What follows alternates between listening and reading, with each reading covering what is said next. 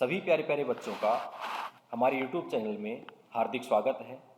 प्यारे बच्चों, मैं डॉक्टर राजेश यादव एक बार पुनः उपस्थित हूँ इस NMMS के पेपर के अभ्यास के क्रम में आपके साथ। आज हम बात करने वाले हैं सेट के पेपर में पूछे जाने वाले विज्ञान विषय के प्रश्नों के बारे में। इन प्रश्नों का हम विश्लेषण करेंगे और साथ साथ जो मॉडल पेपर में प्रश्न हैं उनकी तो हम चर्चा करेंगे ही, लेकिन इसके साथ ही जो आसपास की जो चीज़ें हैं उनको हम उनकी बात करते हुए चलेंगे, ताकि एक वीडियो देखकर भी आप इस स्थिति में हों कि पेपर को अच्छे से कर पाएं, समझ पाएं। इस चीज़ के लिए वीडियो के अंत तक आप बने रहें, और यदि चैनल को सब्सक्राइब नहीं किया है तो चैनल को सब्सक्राइब करके बेल आइकन प्रेस कर लें, ताकि आने वाले वीडियोज़ की नोटिफिकेशंस आपको समय पर मिल सकें। तो चलिए शुरू करते हैं साइंस को। और साइंस के 1 से 100 तक प्रश्न हैं इसमें पेपर में, और इस मॉडल पेपर के इन प्रश्नों को आज हम हल कर रहे हैं। देखिए, पहला जो प्रश्न है, निम्न में से किसकी उपस्थिति प्रकाश संश्लेषण प्रक्रम का संपन्न होना दर्शाती है। सबसे पहले प्रकाश संश्लेषण फोटोसिंथेसिस जो प्रोसेस है वो होती है CO2, H2O और प्रकाश की उपस्थिति में, यानी सूर्य का प्रकाश होगा, जल होगा और CO2 होगी, कार्बन डाइऑक्साइड। इन तीन चीजों की उपस्थिति में प्रकाश संश्लेषण की क्रिया होती है, और जो बनता है वो ग्लूकोज बनता है, और जिसे स्टार्च भी कहा जाता है, स्टार्च। तो यहाँ आयोडीन, कार्बन और क्लोरीन ऑप्शन नहीं होगा, बल्कि सही ऑप्शन होगा स्टार्च। यानी प्रक्रम का संपन्न होने, यानी फोटोसिंथेसिस प्रक्रिया पूरी हो गई, ये प्रोसेस कंप्लीट हो गई, प्रकाश संश्लेषण पूरा हो गया, तो क्या बना, क्या मिला हमें, तो स्टार्च मिला। चलिए दूसरे प्रश्न की ओर बढ़ते हैं। कीटों को अपना आहार बनाने वाले पादप, पौधे भी कीटों को खाते हैं, ठीक है, घटपर्णी इस तरह के पेड़ होते हैं। तो जो कीटों को अपना आहार बनाते हैं, अपना भोजन बनाते हैं, ऐसे पौधे होते हैं। उनमें से कौन सा है इनमें? गुलाब, गुड़हल, सनड्यू, अमरबेल।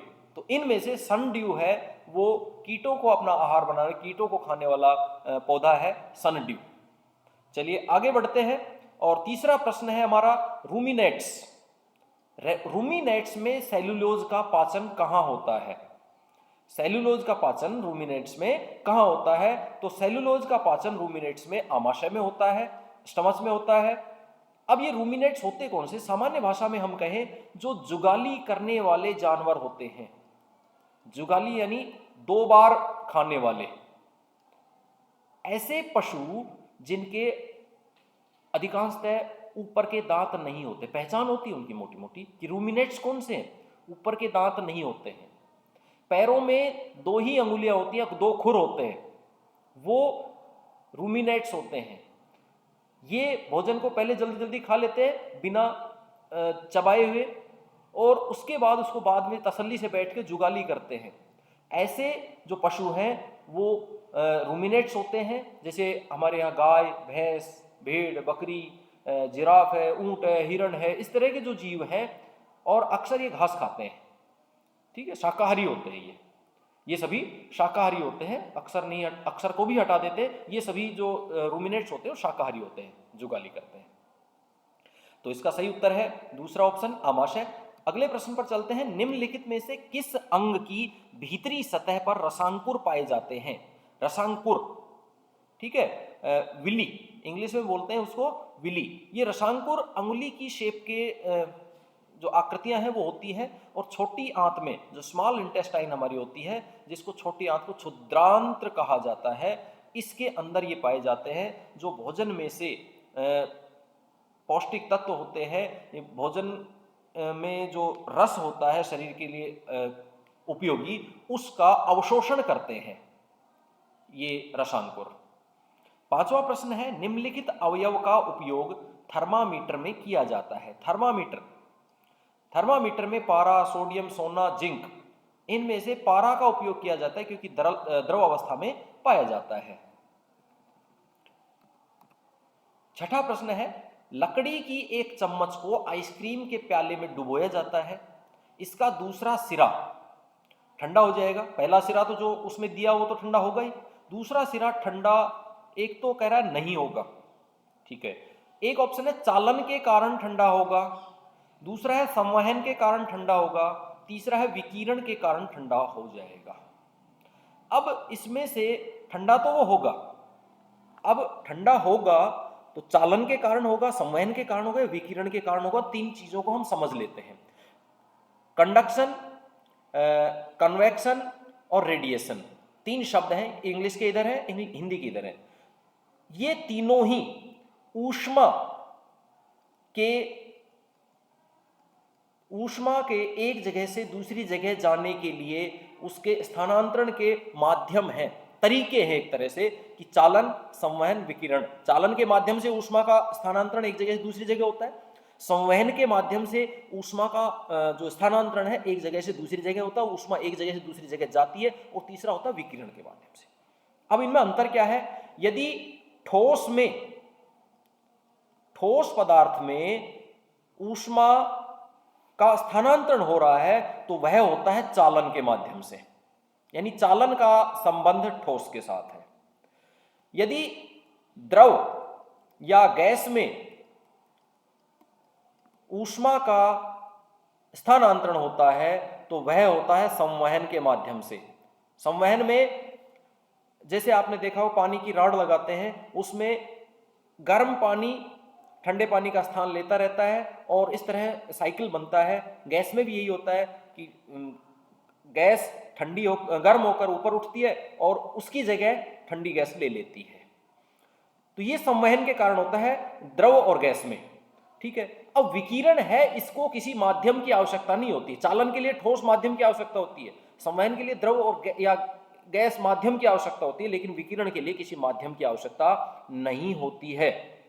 और जैसे विद्युत चुंबकीय तरंगों से ऊष्मा का जो स्थानांतरण होता है वो विकिरण के माध्यम से होता है।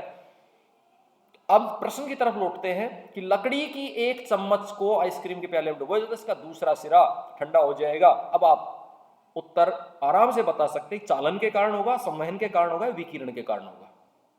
निश्चित रूप से आपका सही उत्तर होगा चालन के कारण ठंडा हो जाएगा, पहला ऑप्शन हमारा सही आंसर होगा। सातवां प्रश्न है, अम्लीय वर्षा निम्न का मिश्रण है। अम्लीय वर्षा जो एसिड रेन होती है वो क्या होती है? एक तो पहली बात इसके नाम से स्पष्ट है, वो अम्लीय होती है। और अम्लीय यानी एसिडिक जो पदार्थ होते हैं उनका पीएच मान 7 से कम होता है। 7 से कम जिसका पीएच मान होता है वो एसिडिक होता है, और 7 से ज्यादा जिसका होता है वो क्षारीय होता है, 7 से 14 तक। और 7 होता है, 7 उदासीन होता है, ना अम्लीय होता है ना क्षारीय होता है। जो आसूत जल होता है, आसूत डिस्टिल वाटर, वो आसूत जल उसका पीएच मान 7 होता है और उसकी प्रकृति उदासीन होती है, ना अम्लीय होता है ना क्षारीय होता है। यह भी हमें ध्यान रखना है। अब अम्लीय वर्षा किसका मिश्रण होती है ये देखते हैं।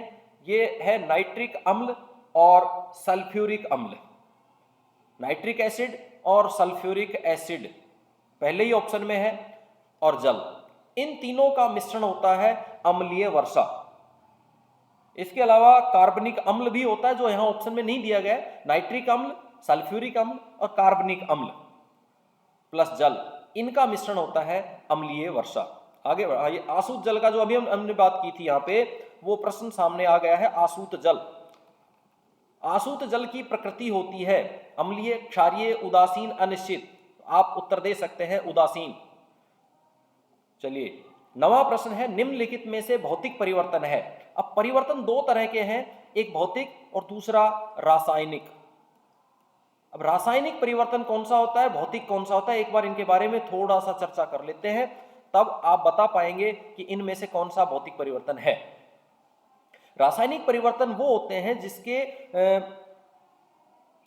एक मोटी मोटी बात हम माने कि जिसका जो बदलाव हो गया उसको रिवर्स वापस उसी अवस्था में नहीं लाया जा सकता। जैसे दूध को हमने जमाया और उससे दही बन गया, तो दही से वापस दूध नहीं बनाया जा सकता।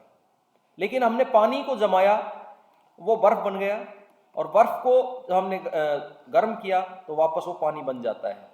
तो ये जो वापस उसी अवस्था में आना, पदार्थ पुनः पूर्व अवस्था को प्राप्त कर लेता है, यह तो होता है भौतिक परिवर्तन। और जो पूर्व अवस्था को प्राप्त नहीं कर पाता, ये परिवर्तन होता है रासायनिक परिवर्तन। मोटी मोटी परिभाषा याद रखें, इससे आपके प्रश्न हल हो जाएंगे। चलिए अब देखें, लोहे पर जंग लगना रासायनिक परिवर्तन है, दूध से दही बनना रासायनिक परिवर्तन है, टायर का जलना, क्या जले हुए टायर को राख से वापस टायर बन सकता है? नहीं बन सकता, रासायनिक परिवर्तन है, यानी उसके कंपोनेंट्स बदल जाते हैं। और बर्फ का पिघलना, अभी मैंने उदाहरण दिया पानी से बर्फ और बर्फ से वापस पानी, तो यह भौतिक परिवर्तन का उदाहरण है। 10वां प्रश्न, लोहे पर जंग लगने के लिए निम्न में से क्या आवश्यक है?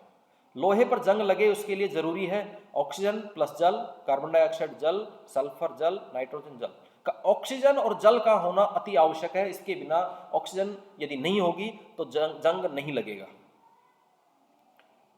पेशियों में ऐंठन उत्पन्न करने के लिए उत्तरदायी है कार्बोनिक अम्ल, लैक्टिक अम्ल, अल्कोहल, ग्लूकोज। दूध से बने उत्पाद होते हैं उनमें लैक्टिक अम्ल पाया जाता है, और ये लैक्टिक अम्ल दही आदि में पाया जाता है, जो पेशियों में ऐंठन या जिसको हम कहें बाइटे आदि के लिए उत्तरदायी होता है। इसके कारण बाइटे ज्यादा आते हैं, ऐंठन ज्यादा होती है। अगला प्रश्न है, मछलियां किस अंग से श्वसन करती हैं? मछलियां गिल्स के माध्यम से श्वसन करती हैं, बिल्कुल आपका पढ़ा हुआ होगा। 13वां प्रश्न है, रक्त परिसंचरण की खोज किसने की? Graham bell. टेलीफोन का आविष्कार किया, टेलीफोन, ग्राहम बेल, याद रखें, ग्राहम बेल ने टेलीफोन का आविष्कार किया। इलेक्ट्रिक जो वो है, इलेक्ट्रिक जो बेल है, घंटी दरवाजे बजाते हैं, उसका आविष्कार किया। मेटल डिटेक्टर, न जाने बहुत सारे आविष्कार इन्होंने किए। ग्राहम बेल, मेन इनका जो आविष्कार है टेलीफोन का। चार्ल्स बेबेज कंप्यूटर के जनक माने जाते हैं, कंप्यूटर का आविष्कार इन्होंने किया। थॉमस अल्वा एडिसन मुख्य रूप से बल्ब का आविष्कार इन्होंने किया, और बल्ब के अलावा फोनोग्राफ, कैमरा, बहुत सारे आविष्कार इन्होंने भी किए। ग्राहम बेल और एडिसन बहुत सारे आविष्कार इन्होंने किए। और रक्त परिसंचरण की खोज करने वाले थे विलियम हार्वे। सही आंसर तीसरा ऑप्शन। रक्त का लाल रंग होने के लिए उत्तरदायी वर्णक है, रक्त का जो लाल रंग होता है, रेड कलर होता है, वो हीमोग्लोबिन के कारण होता है। 15वां प्रश्न है, किस पादप में प्रकीर्णन क्रिया जंतुओं द्वारा संपन्न होती है? तो ये जो प्रकीर्णन क्रिया जंतुओं द्वारा संपन्न होती है, आपको पता है छोटी झाड़ियां जो होती हैं उनका प्रकीर्णन जंतुओं द्वारा होता है। और जैंथियम एक पौधा होता है जिसको भरभूटिया बोलते हैं, अपन देशी भाषा में जिसको गांव की भाषा में भरभूटिया बोलते हैं, कांटेदार जिसके वो फल से होते हैं, वो पशुओं के पैरों में या बालों पर चिपक कर एक स्थान से दूसरे स्थान पर चले जाते हैं, उससे उनका प्रकीर्णन होता है। सहजन, आक और द्विफल ये पेड़ हैं, इनका अन्य माध्यमों से प्रकीर्णन होता है। 16वां प्रश्न है, पादपों में निषेचन के पश्चात अंडाशय से विकसित होता है। पादपों में जब निषेचन होता है तो अंडाशय से क्या उत्पन्न होता है? पत्ती, जड़, तना, फल। निश्चित रूप से फल उत्पन्न होता है। 17वां प्रश्न, लक्षिता 2 मीटर पर सेकंड की चाल से 20 मिनट में कितनी दूरी तय करती है? 1 सेकंड में 2 मीटर, तो 20 मिनट में कितने सेकंड? 20 मिनट में कितने सेकंड? 1200 सेकंड। और 1200 सेकंड 2 मीटर 1 सेकंड में चलती, तो 12 सेकंड में इसको 2 से गुणा कर दो और हमारा सही आंसर आएगा 2400 मीटर। बिल्कुल आसान सवाल। 18वां प्रश्न, नियत चाल से गति करने वाली वस्तु का दूरी समय ग्राफ होगा। जब कोई वस्तु है वो गति कर रही है, यूं कभी तेज दौड़ रही है, कभी फिर धीरे दौड़ रही है, कभी सामान्य चाल से चल रही है, तो उसका ग्राफ होगा ऊंचा नीचा, ठीक है, वक्र रेखा होगा। लेकिन नियत गति से कोई गति कर रहा है, एक समान गति से 40 की स्पीड से 40 की स्पीड से चला, 40 की स्पीड से चला, तो कैसा होगा?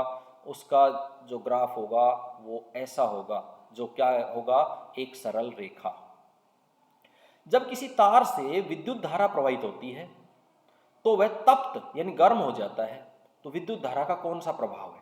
तप्त होता है तो तापीय, तप्त होता है तो तापीय प्रभाव। प्रतिदीप्त नलिकाओं से प्रकाश प्राप्त करने में किस धातु का उपयोग किया जाता है। अब ये प्रतिदीप्त थोड़ा सा शब्द मुझे कठिन लगा, इसको अगर इधर देखते हैं इंग्लिश में तो फ्लोरोसेंट ट्यूब्स।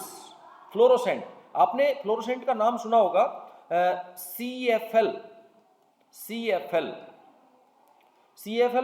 की जो फुल फॉर्म होती है वो compact fluorescent lamp, compact fluorescent lamp.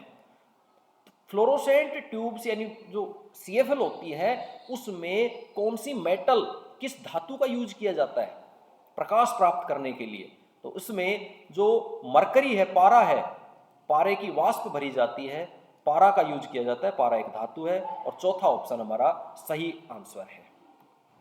21वां प्रश्न, कार के पीछे के दृश्य को देखने के लिए किस प्रकार के दर्पण का उपयोग किया। मिरर, कार के पीछे का व्यू देखने के लिए, रियर व्यू देखने के लिए जो दर्पण यूज किया जाता है वो दर्पण होता है उत्तल दर्पण। क्यों? क्योंकि उत्तल दर्पण में ज्यादा जगह की यानी आकृति छोटी दिखाई देती है, इसलिए ज्यादा दूरी की चीजें, ज्यादा बड़ी चीजें भी उसमें दर्पण में दिखाई दे जाती है। समतल दर्पण में बड़ी दिखाई देती है, इसलिए उसमें कम दूरी की आती हैं। समतल में जैसी होती वैसी दिखती है, और अवतल दर्पण में बड़ी दिखाई देती है आकृति। चलिए, न्यूटन की डिस्क किससे संबंधित है। न्यूटन की डिस्क प्रकाश के 7 रंगों से संबंधित है। याद कर ले इसको, न्यूटन सिर्फ गति के नियम के लिए ही नहीं है, बल्कि न्यूटन की डिस्क प्रकाश के 7 रंग बताने के लिए है। निम्न में से कौन से समूह वन में मृत जंतुओं को खाकर जंगल का वातावरण साफ रखने में मदद करते हैं। मरे हुए जंतु को कौन से खाते हैं। गाय, बकरी, भैंस, ये तो मांस खाते ही नहीं है। शेर, चीता, भालू ये खुद मार के खाते हैं, मरा हुआ नहीं खाते। चूहा, मोर, सांप ये मृत जंतुओं को नहीं खाते, खाते तो हैं लेकिन साफ नहीं कर सकते जंगल में। तो गिद्ध, कौवा और गीदड़ ये मेन जानवर हैं जो जंगल के वातावरण को साफ करते हैं मरे हुए जानवरों को खाकर। चौथा ऑप्शन हमारा सही होगा। 24वां प्रश्न, निम्न में से कौन सा खाद्य श्रृंखला का सही क्रम है। सही क्रम, घास, कीट, मेंढक, सर्प, उकाब यानी गरुड़। कीट, घास, मेंढक, सर्प, उकाब। और ऑप्शन मेंढक, सर्प, कीट, घास, उकाब, घास, कीट, मेंढक, उकाब। अब इसमें सबसे पहले को देखते हैं। घास खाई जाती है कीट के द्वारा, कीट खाया जाता है मेंढक के द्वारा, मेंढक खाया जाता है सर्प द्वारा, सर्प खाया जाता है गरुड़ द्वारा। ये सही है। बाकी इसमें अगर देखें कि कीट खाया जाता है घास के द्वारा, बिल्कुल गलत, यही हो गया। दूसरा, मेंढक खाया जाता है सर्प द्वारा, सही है। सर्प खाया जाता है कीट द्वारा, कीट खाई जाती है घास द्वारा, ये तो और उल्टा हो गया। घास खाई जाती है कीट द्वारा, बिल्कुल सही है। कीट खाया जाता है मेंढक द्वारा, सही है। मेंढक खाया जाता है गरुड़ द्वारा, गरुड़ खाया जाता है सांप द्वारा, ये उल्टा हो गया। इसलिए ये भी गलत, ये भी गलत, ये भी गलत। पहला ऑप्शन बिल्कुल सही है, खाद्य श्रृंखला का जो सही उदाहरण है। 25वां प्रश्न, अकार्बनिक अशुद्धि कौन सी है। अकार्बनिक को इंग्लिश में देखें इनऑर्गेनिक। ऑर्गेनिक आजकल काफी शब्द प्रचलन में है। ऑर्गेनिक यानी जो वनस्पति से या वनस्पति से विशेष रूप से जो मिलता है हमें, जिसमें रासायनिक पदार्थों का प्रयोग नहीं होता, वो ऑर्गेनिक होता है। और इनऑर्गेनिक जो जिसमें रासायनिक पदार्थों का प्रयोग किया जाता है। तो यहां पर मानव मल, जैविक अपशिष्ट, तेल, ये सारी चीजें ऑर्गेनिक है, और नाइट्रेट है ये इनऑर्गेनिक है। ये सारी अशुद्धियां ऑर्गेनिक है, और ये नाइट्रेट है ये अकार्बनिक है, इनऑर्गेनिक है। तो सही उत्तर होगा नाइट्रेट। शुष्क आपंक का उपयोग निम्न में से किस रूप में किया जाता है। तो ड्राइड जो स्लज है उसका उपयोग खाद के रूप में किया जाता है, खाद के रूप में। 27वां प्रश्न, कृषि में मिट्टी की उर्वरकता बढ़ाने के लिए किसका उपयोग किया जाता है। मिट्टी को उर्वर बनाने के लिए, उपजाऊ बनाने के लिए खाद और उर्वरक, मैन्योर और फर्टिलाइजर्स का उपयोग किया जाता है। बीजों की गुणवत्ता को कैसे सुनिश्चित किया जाता है। आकार देखकर, रंग देखकर, परीक्षण करके, कीमत देखकर। कीमत देख के, रंग देखकर, आकार देखकर बीजों की गुणवत्ता सुनिश्चित नहीं की जा सकती है। बीज अच्छा है, क्वालिटी का नहीं है, तो यह परीक्षण करके ही पता लग सकता है। इसलिए तीसरा ऑप्शन हमारा सही आंसर होगा। 29वां प्रश्न, निम्न में से किस प्रकार सूक्ष्म जीव पर्यावरण स्वच्छ रखने में योगदान करते हैं? कार्बनिक अपशिष्ट के अपघटन द्वारा, मृदा की उर्वरता में वृद्धि करके, नाइट्रोजन स्थिरीकरण द्वारा और पाश्चुरीकरण द्वारा। कार्बनिक जो ऑर्गेनिक वेस्ट है उसके अपशिष्ट के अपघटन द्वारा, यानी उसको डिकम्पोज करके जो सूक्ष्म जीव हैं वो पर्यावरण को स्वच्छ रखते हैं, यानी कूड़े कचरे को खाद में बदल देते हैं, वो मैन्योर में। निम्न में से कौन सी प्रतिजैविक औषधि है? प्रतिजैविक को इंग्लिश में कहते हैं एंटीबायोटिक। आपने खूब सुना होगा, जब भी बीमार होते हैं डॉक्टर के पास जाते हैं, हमें एंटीबायोटिक टिका देता है। वही एंटीबायोटिक कौन सी है? Sodium carbonate, yeast, sodium bicarbonate या स्ट्रेप्टोमाइसिन। स्ट्रेप्टोमाइसिन एंटीबायोटिक है और एंटीबायोटिक बैक्टीरिया या जीवाणु के विनाश के लिए दी जाती है, उसको खत्म करने के लिए। और बहुत सारी एंटीबायोटिक्स प्रतिजैविक औषधियाँ आती हैं जो हर एक बीमारी के लिए अलग अलग होती है। जैसे कुछ एक के उदाहरण एजिथ्रोमाइसिन है, एरिथ्रोमाइसिन है, साइक्लिन है, जेंटामाइसिन है और स्ट्रेप्टोमाइसिन है। इस तरह के बहुत सारे प्रतिजैविक औषधियाँ होती हैं। तो ये नाम थोड़े से अगर एक बार सुन लेंगे, देख लेंगे तो ध्यान रह जाएगा, जैसे ऑप्शन दिखेगा टिक कर देंगे। 31वां प्रश्न है, पेट्रोलियम का निर्माण मुख्य रूप से किसके द्वारा होता है? मृत वनस्पति के द्वारा, समुद्री जीवों के अवशेषों से, जल से या हवा से? तो समुद्री जीवों के अवशेषों से, यानी बहुत गहराई में इनका पेट्रोलियम का निर्माण होता है, तो समुद्री जीवों के अवशेषों से पेट्रोलियम का निर्माण मुख्य रूप से होता है। 32वां प्रश्न है, वाहनों के लिए सबसे कम प्रदूषक ईंधन है? सबसे कम प्रदूषक सीएनजी सबसे कम प्रदूषक ईंधन है। पेट्रोल, डीजल सर्वाधिक प्रदूषक है। एलपीजी और सीएनजी कम प्रदूषण। सबसे कम पूछा जाए तो सीएनजी है, और सीएनजी की जो फुल फॉर्म यदि पूछी जाए तो होती है compressed natural gas. Compressed natural gas, संपीड़ित प्राकृतिक गैस। एलपीजी की फुल फॉर्म होती है लिक्विड पेट्रोलियम गैस, द्रवित पेट्रोलियम गैस। 33वां प्रश्न है, स्वतः दहन का उदाहरण है? स्वतः दहन का उदाहरण है पेट्रोल, डीजल, मैग्नीशियम, फास्फोरस। स्वतः दहन का मतलब होता है खुद से, जो खुद ही जल जाता है, ऑक्सीजन के संपर्क में आया नहीं और खुद ही जलने लग जाता है, वो है फास्फोरस और सोडियम। ये दो होते हैं, इनको जलने से बचाने के लिए मिट्टी के तेल में, केरोसिन में रखा जाता है। 34वां प्रश्न है, ईंधनों का किस प्रकार का दहन कार्बन मोनोऑक्साइड गैस देता है? यदि अपूर्ण दहन होता है, यानी ऑक्सीजन की अनुपस्थिति में जो दहन होता है वो अपूर्ण दहन होता है, जिससे कार्बन मोनोऑक्साइड गैस उत्पन्न होती है, जो सर्वाधिक हानिकारक होती है किसके लिए? पर्यावरण के लिए और हमारे लिए। 35वां, वन्य जीवों के संरक्षण हेतु संरक्षित क्षेत्र कौन सा नहीं है? वन्य जीवों के संरक्षण के लिए विभिन्न प्रकार के जो संरक्षित क्षेत्र बनाए हुए हैं, कंजर्वेटिव एरियाज बनाए हुए हैं, और वो कौन कौन से हैं? एक तो वन्य जीव अभयारण्य, वाइल्ड लाइफ सेंचुरी, ये है उनके लिए। इसका आंसर नहीं है, ये उनके संरक्षित क्षेत्र है वन्य जीवों के लिए। नेशनल पार्क्स, ये भी है राष्ट्रीय उद्यान। बायोस्फेयर रिजर्व एरिया, जैव मंडल आरक्षित क्षेत्र, ये तीनों ही है। औद्योगिक पार्क, इंडस्ट्रियल पार्क इंडस्ट्रीज के लिए होते हैं, उद्योगों के लिए होते हैं, फैक्ट्रियों के लिए होते हैं। जहां बहुत सारी फैक्ट्रियां होती हैं वहां वन्य जीवों का संरक्षण नहीं होता है, इसलिए सही आंसर इसका चौथा ऑप्शन होगा। 36वां प्रश्न, संरक्षित क्षेत्रों में क्या गतिविधियां होती हैं? संरक्षित जो क्षेत्र होते हैं, जो कंजर्व्ड एरियाज होते हैं, जैसे अभी हमने ऊपर बात की कि जैव मंडल आरक्षित क्षेत्र, वन्य जीव अभयारण्य और राष्ट्रीय उद्यान, यहाँ पर क्या गतिविधियां होती हैं? वन्य जीवों का शिकार नहीं होता, ठीक है, पर्यटन का विकास नहीं होता, प्राकृतिक संसाधनों का दोहन नहीं होता, वनस्पति जात और प्राणी जात का संरक्षण, सभी जो वहां वनस्पतियां हैं उनका और प्राणियों का संरक्षण वहां किया जाता है, इसलिए चौथा ऑप्शन हमारा सही आंसर है। 37वां प्रश्न, वैश्विक तापमान वृद्धि, जो ग्लोबल वार्मिंग है, ग्लोबल वार्मिंग वैश्विक तापमान में वृद्धि का क्या प्रभाव होता है? समुद्र तल में वृद्धि, जो समुद्र का तल है बढ़ता है। दूसरा, तापमान में वृद्धि, जब ग्लोबल वार्मिंग की बात आई, तापमान वृद्धि बात आई, तापमान में वृद्धि तो होती ही है।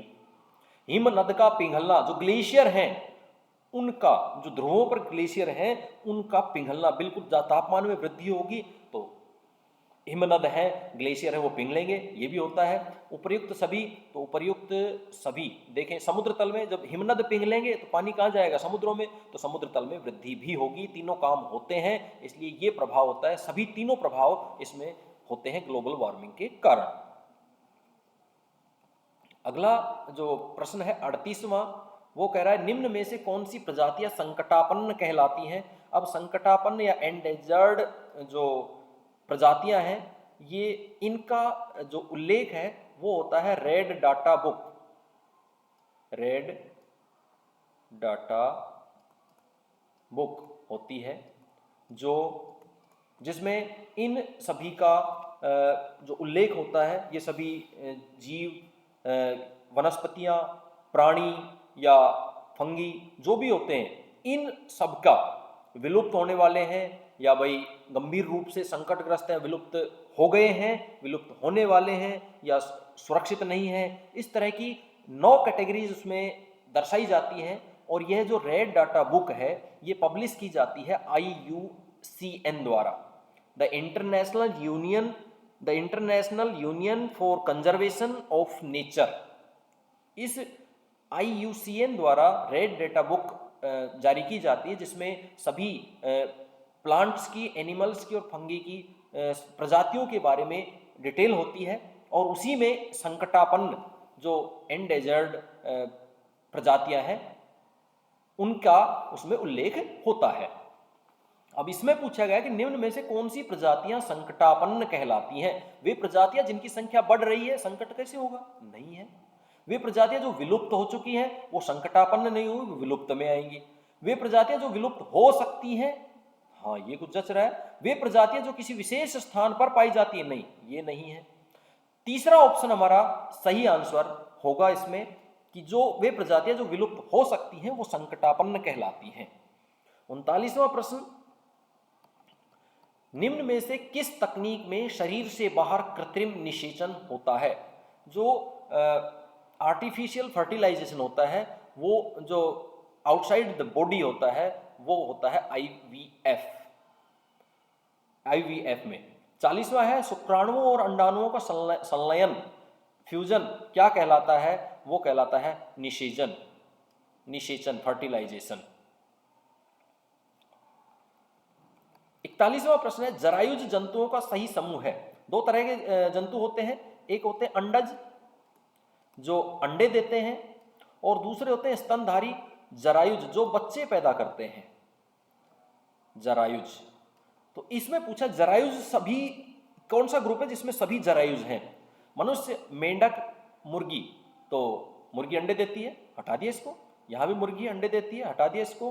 गाय, मनुष्य, गाय, कुत्ता, तीनों ही जरायुज हैं। यहां मेंढक है वो अंडज है। तो तीसरा जो ऑप्शन है वो सही आंसर है। 42वां प्रश्न, निम्न में से किस समूह में अलैंगिक जनन होता है? अलैंगिक जनन हाइड्रा और अमीबा में होता है, क्योंकि एक लिंगी होते हैं। और 43वां है लड़कियों की शरीर में किशोर अवस्था के दौरान होने वाले परिवर्तनों का कारक हार्मोन कौन सा है? लड़कियों का एस्ट्रोजन और लड़कों का टेस्टोस्टेरोन। दोनों ही जो शरीर में बदलाव होते हैं, लड़कियों में आवाज का पतला होना और लड़कों में दाढ़ी मूंछ का आना, इस तरह के जो परिवर्तन है लड़कियों में एस्ट्रोजन और लड़कों में टेस्टोस्टेरोन, ये लड़कों के लिए है। 44वां प्रश्न, गॉइटर नामक रोग निम्न में से किस ग्रंथि से संबंधित है? गॉइटर जिसको घेंगा कहा जाता है, घेंघा भी कहा जाता है, और दूसरा नाम इसका गलगंड रोग, ये नाम भी इस बीमारी का है, जिसको गॉइटर, हिंदी में भी गॉइटर लिख दिया, इंग्लिश में भी गॉइटर लिख दिया। अब क्या पहचाने हम? तो घेंगा और गलगंड तीनों ही नाम इसी बीमारी के हैं। और ये बीमारी आयोडीन की कमी से होती है, और आयोडीन की कमी से कई बार पूछा जाता है किस आयोडीन कमी से होने वाला रोग कौन सा है, तो ये भी हमें ध्यान रखना है।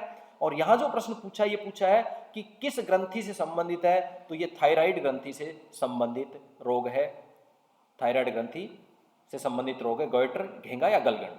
45वां प्रश्न, बल का क्या प्रभाव होता है? यदि बल लगाया जाए फोर्स लगाया जाए किसी चीज पर तो उसका क्या प्रभाव पड़ता है? गति में परिवर्तन होता है, दिशा में परिवर्तन होता है, आकृति में परिवर्तन होता है। बिल्कुल तीनों सही है। 46वां प्रश्न, यदि किसी वस्तु पर दो बल विपरीत दिशा में कार्य करते हैं तो इस पर लगने वाला कुल बल होगा 0, दोनों बलों के योग के बराबर, दोनों बलों के अंतर के बराबर, दोनों बलों के गुणनफल के बराबर, और तीसरा ऑप्शन हमारा सही होगा कि दोनों बलों के अंतर के बराबर। विपरीत दिशा में लगे जैसे रस्साकशी में होता है, ठीक है, अगर दोनों का बराबर लग रहा है तो रस्सा बीच में ही रहेगा, कहीं किधर भी खिसकेगा नहीं। यह रस्से का बीच है और इधर से रस्सा खींचने वाले हैं और इधर से भी रस्सा खींचने वाले हैं, इधर वाले और इधर वाले ए साइड और बी साइड के यदि लोग बराबर बल लगा रहे हैं तो ये यहीं की यहीं रहेगा, ना इधर जाएगा ना इधर जाएगा, लेकिन जिस भी साइड का बल बढ़ेगा उधर ही रस्सा चला जाएगा। तो ये जो कह रहा है कि किसी वस्तु पर दो बल विपरीत दिशा में कार्य करते हैं तो इस पर लगने वाला कुल बल दोनों बलों के अंतर के बराबर होगा। 47वां प्रश्न, निम्न में से घर्षण कम करने वाली प्रक्रिया नहीं है। फ्रिक्शन जो कम करने वाली प्रक्रिया है, जैसे कैरम बोर्ड पर महीन पाउडर छिड़कना, ये फ्रिक्शन कम होता है या बढ़ता है? फ्रिक्शन कम होता है। घर्षण कम होता है इसलिए स्मूथली उस पर गोटियां चलती हैं। दरवाजों के कब्जों में तेल की कुछ बूंदे डालना, दरवाजे यदि टाइट बंद होने लग जाए तो उसको घर्षण ज्यादा होने लग जाता है, टाइट हो जाते हैं, तो घर्षण कम करने के लिए कुछ बूंदे तेल की डाली जाती हैं। मशीन के गतिशील भागों के बीच ग्रीज लगाना, जो ग्रीस लगाते हैं पुर्जों के बीच में, वो भी घर्षण कम करने ताकि पुर्जे घिसे नहीं। तीनों चीजें होगी घर्षण कम करने वाली, लेकिन जूतों की तली खांचेदार बनाने से घर्षण कम होता है और हम फिसलते नहीं है, आराम से चल पाते हैं। तो चौथा ऑप्शन हमारा सही आंसर है। 48वां प्रश्न, कागज पर पेन या पेंसिल से लिखते समय किस प्रकार का बल लगाया जाता है? घर्षण बल लगाया जाता है। अगला प्रश्न है, कितनी से कम आवृत्ति की ध्वनि मानव कान सुन नहीं पाते हैं? 20 हर्ट्ज से कम की आवृत्ति नहीं सुन सकते, और कितनी से ज्यादा नहीं सुन सकते?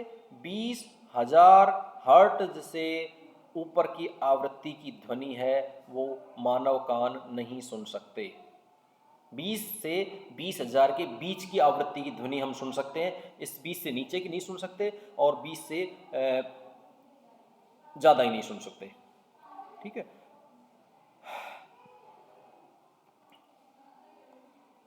50वां प्रश्न है, ध्वनि का संचरण नहीं हो सकता है। ध्वनि गति कर सकती है जल में, वायु में, ठोस में।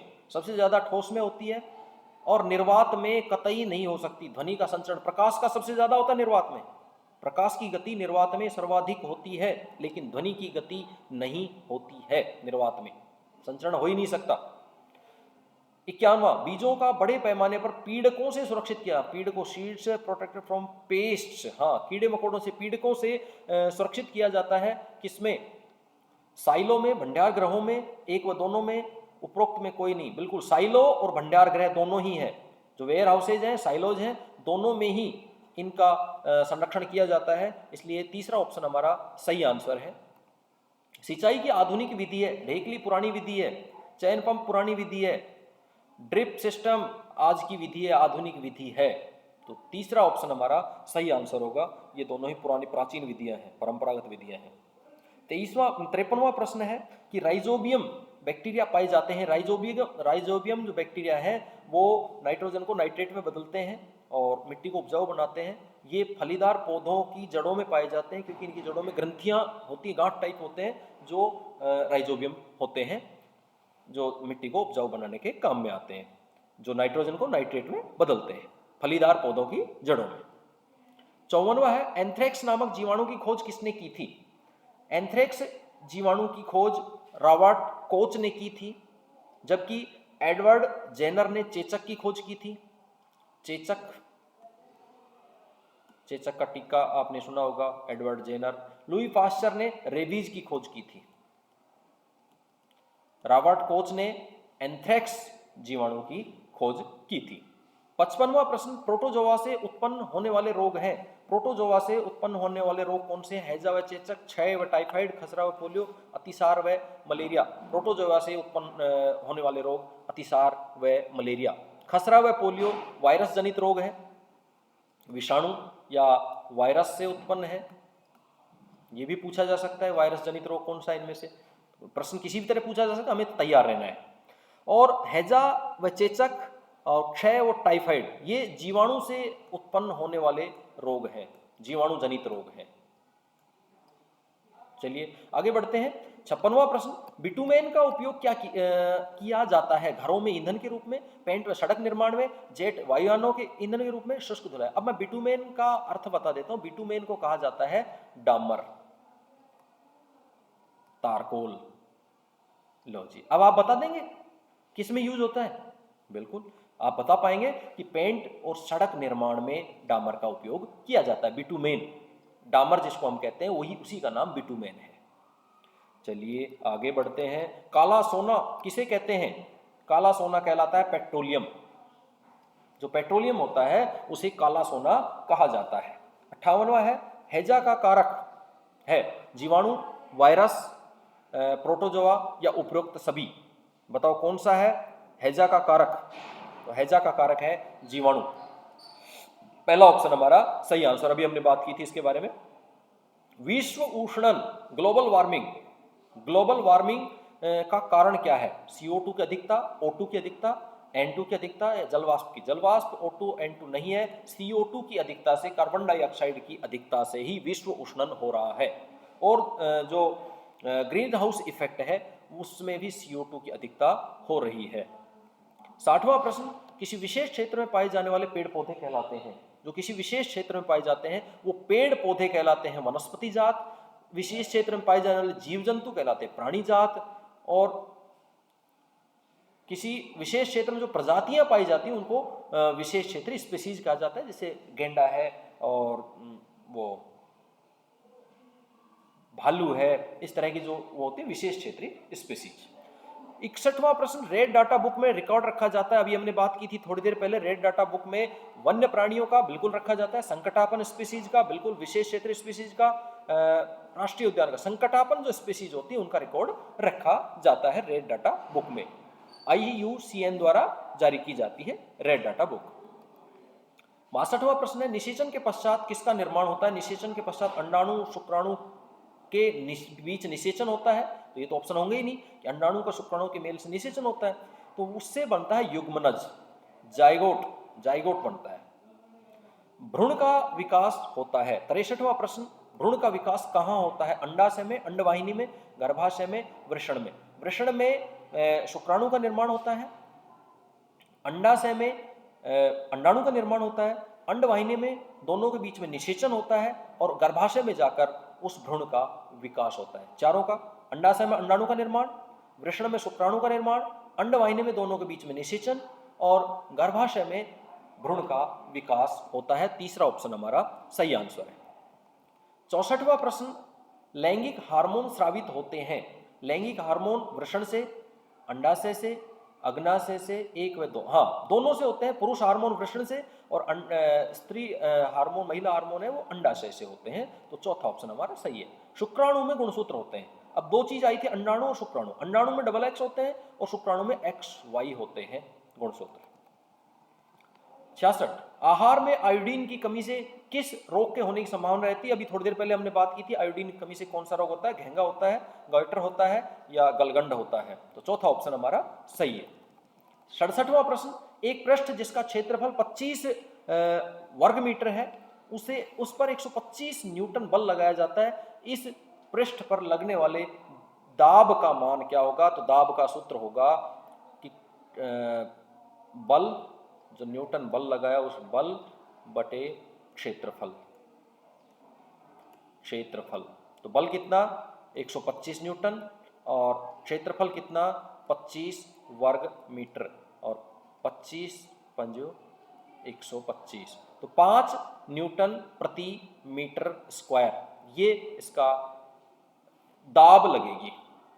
चलिए 68वां जो प्रश्न है हमारा, यदि किसी वस्तु पर विपरीत दिशा में लगने वाला बल बराबर है, अभी हमने थोड़ी देर पहले बात की थी रस्साकशी वाली, विपरीत दिशा में लगने वाला बल बराबर, तो उस पर लगने वाला नेट बल 0 होगा। बराबर है तो 0, क्योंकि दोनों का अंतर होता है। थोड़ी देर पहले हमने बात की थी। विद्युत बल्ब का प्रतीक है, विद्युत बल्ब ये कुंजी का प्रतीक है। अगर पूछा जाए कुंजी का प्रतीक कौन सा है, कुंजी, ओपन कुंजी, खुली कुंजी है ये वायर का प्रतीक है, तार। ये बल्ब का प्रतीक है जो हमारा आंसर है, और ये जो चौथा है ये सेल का प्रतीक है। ये कुंजी का, ये तार का, ये सेल का, ये बल्ब का, चारों हो गए। आगे बढ़ते हैं। 70वां प्रश्न, वाहनों के टायर खांचेदार क्यों बनाए जाते हैं? अभी बात की थी हमने जूतों के खांचेदार बनाने की, वही कारण है यहाँ पर वाहनों के टायर खांचेदार क्यों बनाए जाते हैं? घर्षण बढ़ाने के लिए या घर्षण कम करने के लिए, या एक और दो, दोनों? बताओ, दोनों विपरीत चीजें हैं, एक और दो दोनों भी हो सकते हैं क्या, या उपरोक्त में से कोई नहीं? कभी भी ये देख के नहीं करें उपरोक्त सभी या एक और दो दोनों, इस तरह के आंसर कर दिए। हमें पढ़ के करना है, समझ के करना है। तो घर्षण कम करने के लिए, घर्षण कम करने के लिए वाहनों के टायर खांचेदार, ताकि घर्षण नहीं हो और चल सके। 71वां प्रश्न, जीवाश्म ईंधन है कोयला, पेट्रोल, प्राकृतिक गैस, उपरोक्त सभी। कोयला भी जीवाश्म ईंधन है, पेट्रोल भी जीवाश्म ईंधन है, और प्राकृतिक गैस भी जीवाश्म ईंधन है, इसलिए चौथा ऑप्शन हमारा सही होगा। 72वां प्रश्न, पित्त रस भोजन के किस घटक का पाचन करता है? तो पित्त रस है वो भोजन के वसा का पाचन करता है। अमीबा में पादाभ का कार्य है। 73वां प्रश्न, अमीबा में पादाभ का कार्य गति एवं भोजन पकड़ने के लिए होता है। आगे बढ़ते हैं। 74वां प्रश्न, किसी स्वस्थ व्यक्ति के शरीर का ताप कितना होता है? 37 डिग्री सेल्सियस या 98 डिग्री फारेनहाइट? 98 degree Fahrenheit. तो फारेनहाइट में दिया जाए तो फारेनहाइट में, डिग्री में सेल्सियस में दिया जाए तो सेल्सियस में। 75, हाइड्रोक्लोरिक अम्ल का सूत्र है। हाइड्रोक्लोरिक अम्ल जो पेट में भोजन को पचाने के लिए काम में आता है, HCl। 76वां प्रश्न, पेट्रोल में लगी आग को बुझाने के लिए सबसे अच्छा अग्निशामक है। पेट्रोल में लगी आग, अग्निशमन यंत्र में भी वही चीज भरी जाती है जो पेट्रोल में लगी आग को बुझाने के लिए काम में आता है, क्योंकि पानी से नहीं बुझ सकती, ऑक्सीजन से तो ज़्यादा जलती है, नाइट्रोजन से नहीं बुझती है, कार्बन डाइऑक्साइड ऐसे है जो अग्निशामक का काम करती है, और अग्निशमन यंत्र में भी कार्बन डाइऑक्साइड गैस भरी जाती है। अगला प्रश्न, लोहे को जंग से बचाने के लिए जस्ते की परत चढ़ाई जाती है, इस प्रक्रम को कहा जाता है? जो जंग नहीं लगे इसके लिए जो जिंक की परत चढ़ाई जाती है उसको कहा जाता है गैल्वेनीकरण, गैल्वेनाइजेशन। कार्बनीकरण क्या होता है? कार्बनीकरण के फलस्वरूप कोयला, पेट्रोलियम, इनका निर्माण होता है कार्बनीकरण के फलस्वरूप। और वल्कनीकरण रबड़ है, उसमें सल्फर मिलाकर, उस वल्कनीकरण की प्रक्रिया में रबड़ में सल्फर मिलाया जाता है, जिससे रबड़ लचीला, मजबूत और टिकाऊ हो जाता है, जिसके टायर वगैरह बनाए जाते हैं। और परिष्करण होता है शुद्ध करना, शुद्ध करना, किसी भी चीज़ को शुद्ध करना, जैसे पेट्रोलियम को रिफाइन करके और उसमें से पेट्रोल आदि अलग किए जाते हैं, खनिजों को रिफाइन करके उनमें से धातुएं निकाली जाती हैं, तो ये होता है परिष्करण। सही उत्तर है यहाँ पर गैल्वेनीकरण। 78वां प्रश्न है, ऊष्मीय मान का मात्रक क्या है? ऊष्मीय मान का मात्रक है यानी किसी भी चीज की जो ज्वलन ताप है या ईंधन में कैलोरी का मान है, उसको मापने के लिए जो मात्रक है वो है किलोजूल प्रति ग्राम, किलोजूल प्रति किलोग्राम। सॉरी। 79 क्वेश्चन नंबर, केंचुए में गैसों का विनिमय होता है।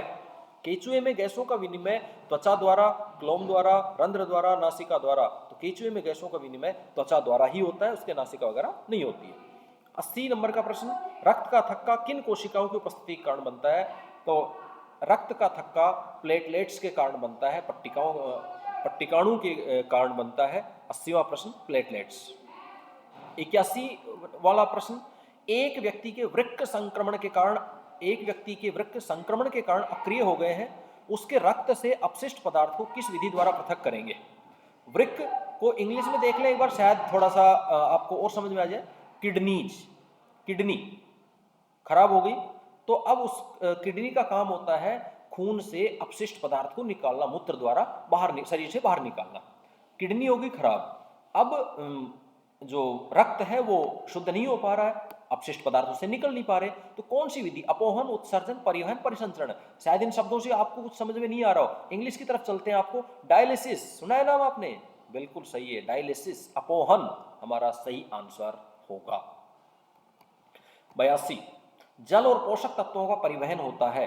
जल और पोषक तत्वों का जो परिवहन है पौधों में वो होता है किसके माध्यम से, जल और पोषक तत्वों, जल से जय जाइलम, जय से जाइलम, फ्लोएम, फूड, फूड का फ्लोएम द्वारा होता है, और मूल रोम है वो जल का अवशोषण करते हैं। मूल यानी जड़, जड़ में जो पतली पतली जड़ें होती है, रोम होते हैं, वो धरती में से जल का अवशोषण करते हैं, और रंध्र है वो गैसों का आदान प्रदान करते हैं। पौधों में जाइलम जल, जल और पोषक तत्वों का परिवहन करता है जाइलम, फ्लोएम है फूड का परिवहन करता है, मूल रोम है वो जल का अवशोषण करते हैं, और रंध्र गैसों का आदान प्रदान करते हैं। चारों के बारे में ध्यान रखना हमें।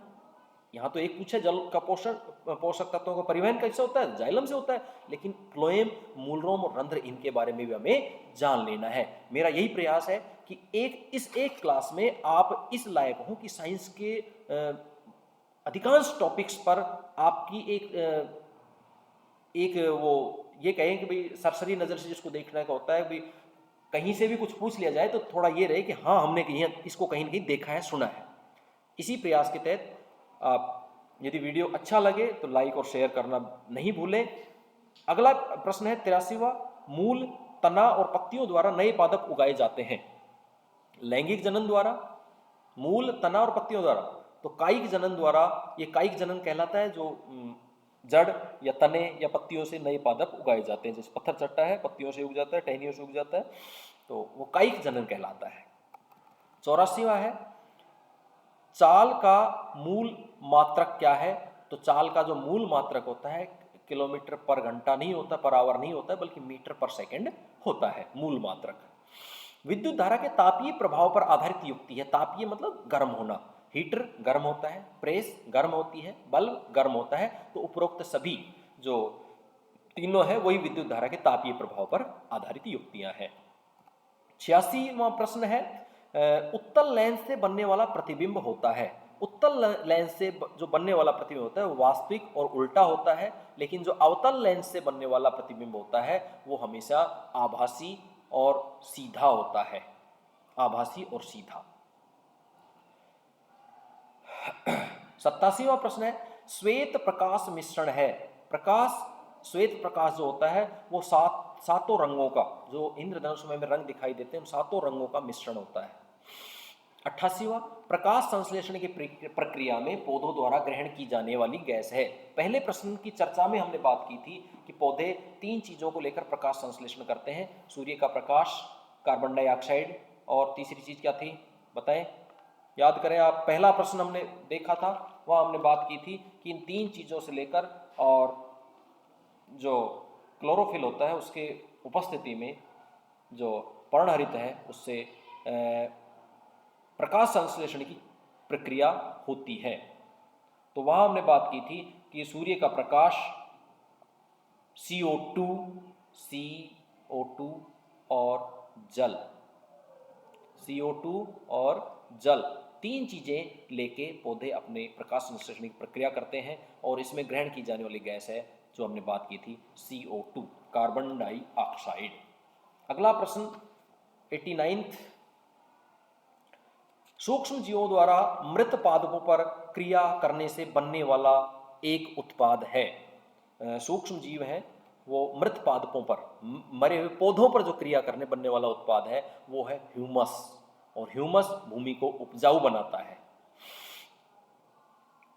90वां प्रश्न, जल को रोगाणु मुक्त करने वाले रसायन हैं।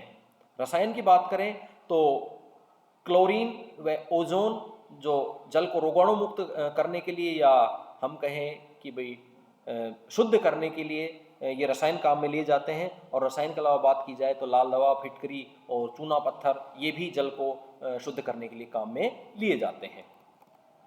91वां प्रश्न, आजकल बुआई के लिए उपकरण उपयोग होता है। कुदाली, रेहट, ड्रिप तंत्र, ये तो सिंचाई का हो गया, ये भी सिंचाई का हो गया, कुदाली खोदने का काम। लेकिन सीड ड्रिल है, ये बुआई के लिए काम में लिया जाने वाला उपकरण है। आपके काम का प्रश्न 92 नंबर का, कौन सा आहार किशोर के लिए सर्वोत्तम है?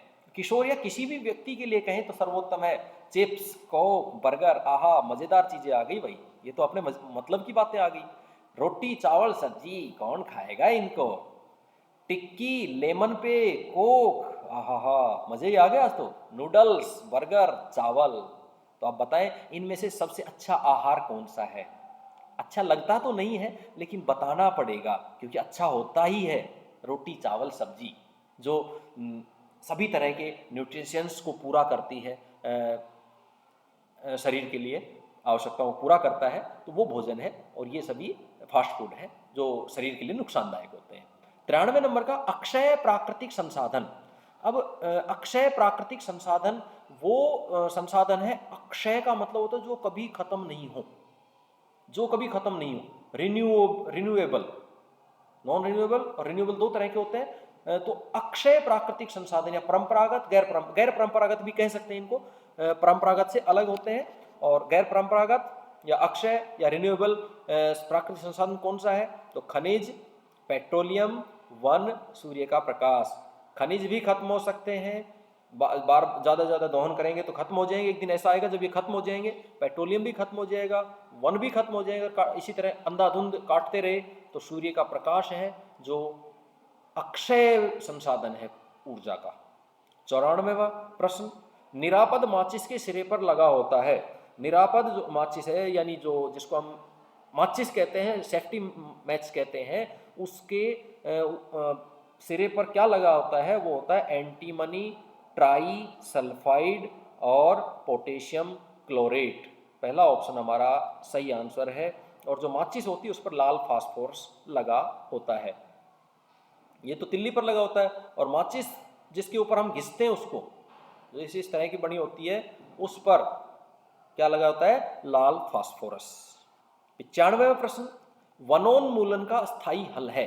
जो वन कट रहे हैं, डिफोरेस्टेशन हो रहा है, उसका स्थायी हल क्या है? प्रवास, वहां से छोड़ के चले जाएं, पुनर्वन रोपण, दोबारा से वन लगाएं, राष्ट्रीय उद्यान बना दें, या मरुस्थलीकरण, उसको डेजर्ट बना दें। तो सही स्थायी हल होगा पुनर्वन रोपण, और अधिक पेड़ लगाएं। आपने देखा होगा बार बार यही आता है, ज़्यादा से ज़्यादा पेड़ लगाएं। इसी के प्रयास है कि वनोन्मूलन नहीं हो, क्योंकि वनों को काटना एक मजबूरी है। और पुनः वन लगाकर, पेड़ लगाकर हम वनोन्मूलन को रोक सकते हैं। 96वां प्रश्न, युग्मक का संलयन मादा के शरीर के बाहर होता है। संलयन तो मादा के शरीर के अंदर होता है तो आंतरिक निषेचन, बाहर होता है तो बाह्य निषेचन। 97वां प्रश्न, एस्ट्रोजन हार्मोन स्रावित करने के लिए कौन सी ग्रंथि उद्दीपित करती है? उद्दीपित करती है, प्रेरित करती है। तो जो मास्टर ग्रंथि है, पीयूष ग्रंथि है, वो सभी ग्रंथियों को उद्दीपित करती है, उद्दीपित करने का काम करती है। हालांकि जो यहां से उत्पन्न नहीं होता पीयूष से ग्रंथि से उत्पन्न होने वाला नहीं है, लेकिन एस्ट्रोजन और टेस्टोस्टेरोन दोनों ही हार्मोनों को स्रावित करने के लिए प्रेरित जो करती है, उद्दीपित करती है, वो होती है पीयूष ग्रंथि। 98वां प्रश्न, विश्व की सभी वस्तुएं एक दूसरे के ऊपर कौन सा बल लगाती हैं, कौन सा फोर्स लगाती है एक दूसरे पर? तो वो फोर्स होता है गुरुत्वाकर्षण बल। 99 नंबर का प्रश्न, सर्पी घर्षण और स्थैतिक घर्षण से खाली स्थान होता है। सर्पी घर्षण स्थैतिक घर्षण से कम होता है, ज्यादा होता है, बराबर होता है। सर्पी घर्षण क्या होता है? रोलिंग फ्रिक्शन, हाँ, लुढ़कने वाला रोलिंग फ्रिक्शन, इसमें कम होता है घर्षण, स्थैतिक घर्षण में ज्यादा होता है। तो पहला ऑप्शन हमारा सही होगा, कम होता है। और 100 नंबर का प्रश्न, लास्ट नंबर का प्रश्न है, 2,4-D क्या है? 2,4-D एक खरपतवार नाशी है जो खरपतवार को नष्ट करता है। तो प्यारे बच्चों, ये थे हमारे साइंस के प्रश्न। आप इनका अभ्यास करें और इनके अभ्यास के साथ साथ अपनी तैयारी को जारी रखें। शुभकामनाएं आपको। धन्यवाद।